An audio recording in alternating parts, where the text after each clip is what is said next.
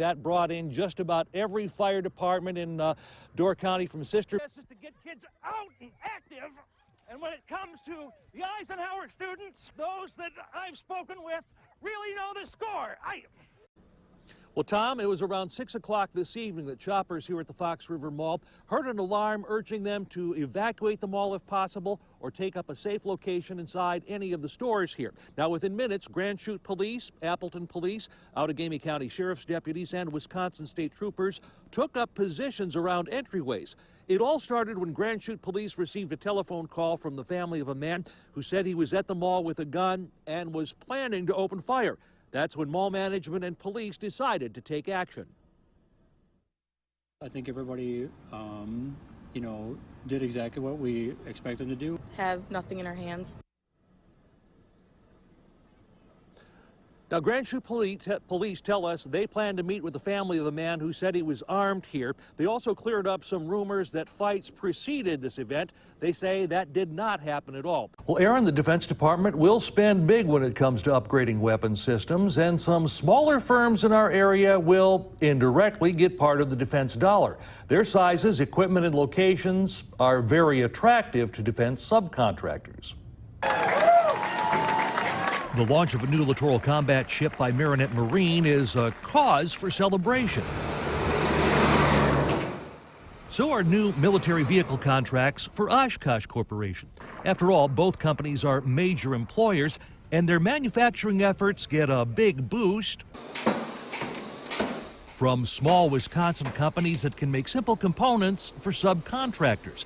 MC Manufacturing started out making metal wildlife decor and has since branched out. We make individual, just small, discrete parts, which there might be thousands of them used on a ship, but we just make one of those little parts. All made at a shop that has about 6 employees, including the 2 owners.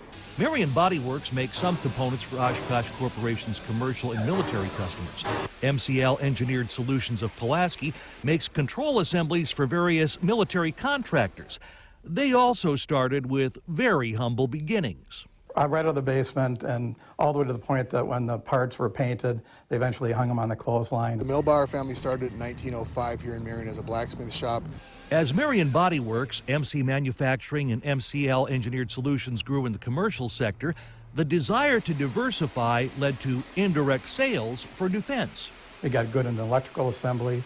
We had a fabulous small workforce, rural workforce here in Pulaski, and we said we could begin to target doing some niche work with some of these manufacturers. Such moves paid off for MCL Engineered Solutions and Marion Body Works. Both companies now employ hundreds of people thanks to quality reputations in defense industry circles. Less than 0.5% of our sales goes to paying warranty expenses. So when you get something from us, it's ready to go to work and it's ready to be used as it's supposed to be used by our customer. The biggest advantage that small shops offer big defense companies and their contractors is flexibility. An order comes in, and within 24 hours, a week at most, parts are made and ready for shipment. We have a low overhead. We're close by, so shipping is easy. Some of these small subcontractors offer the engineering expertise of their employees, so customers get more than just what they initially wanted.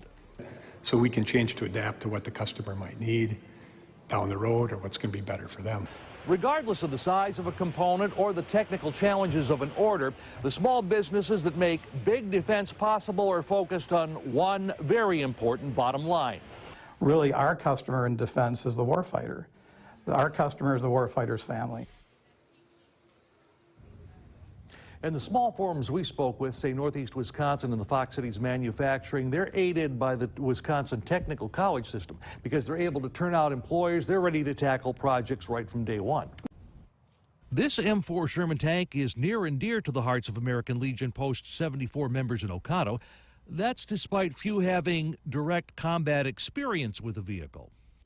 So we didn't have very many tanks in the Air Force. M4 Sherman tank I knew nothing about. I knew something about the Abrams because we had to train and learn on them when I was in the service. This World War II era tank had quite a history even before it arrived in Oconto. In fact, its arrival has become something of local folklore. In 1957, American Legion members found a way to avoid paying shipping costs by driving the tank from Richmond, Wisconsin, under a special permit from the DOT. And had to stop at taverns to replenish the supply of fuel. For the tank or for them? Yes. The tank would appear in numerous parades until the Army decommissioned it and sealed all openings. It stood in front of the American Legion-owned golf course until being moved to the park behind Beyer Home Museum in 2007. But time and nature had taken a toll on the landmark. The paint chips off, it looks bad, it looks dirty. We got rid of the brush and got rid of about, I think it was 11 trees that were there. Also appalling to Legion members was the graffiti left by vandals. Was used in the war along with the people that maintained it and stayed in it and kept it running and fought. It's just that they had no idea what they were doing. They had no idea how much disrespect they were showing. So Bridger, Plaster, and others from Post 74 took on the mission of restoring a mechanical veterans memorial.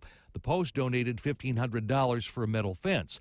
But as word got around, Kane Sandblasting, Northern Refinishing, both of Oconto, and Custom Flooring of Green Bay donated material and time just to honor those who've served. R.J. Maloney and Mark Van Hayden, two young kids, just volunteered to come up and put in that fence. It turned out that we had to use a jackhammer to get the doggone posts in the ground.